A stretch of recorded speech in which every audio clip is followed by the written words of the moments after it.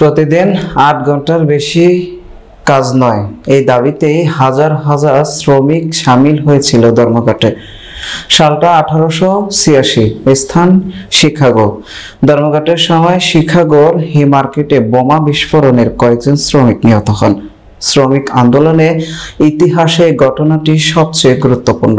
1869 সালে প্যারিসে অনুষ্ঠিত দ্বিতীয় আন্তর্জাতিক শ্রমিক সম্মেলনে শ্রমিকদের এই আত্মত্যাগকে সম্মান জানাতে 1 মেকে আন্তর্জাতিক শ্রম দিবস ঘোষণা করা হয়েছিল।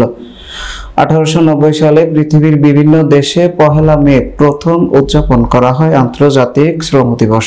এবছর পালিত হচ্ছে 135তম শ্রম দিবস।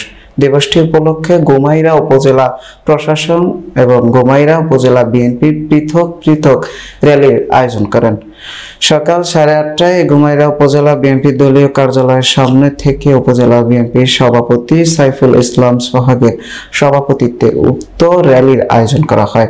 র্যালিতে গোমাইরা উপজেলা বিএনপি ও তার সকল অঙ্গ সংগঠন এবং গোমাইরার সকল মেহনতি শ্রমিকগণ অংশগ্রহণ করেন। র্যালিটি গোমাইরা উপজেলা বিএনপির দলীয় কার্যালয় থেকে শুরু করে গোমাইরা প্রধান সড়ক প্রদক্ষিণ করে আবার দলীয় কার্যালয়ে এসে শেষ হয়। র্যালির পর সমাবেশ গোমাইরা উপজেলা বিএনপির সভাপতি বললেন, আজ 1 মে মজলুম শ্রমিকদের মুক্তির দিন। আসুন আমরা সবাই শ্রমিকদের ন্যায্য অধিকার আদায়ের সচেষ্ট হই।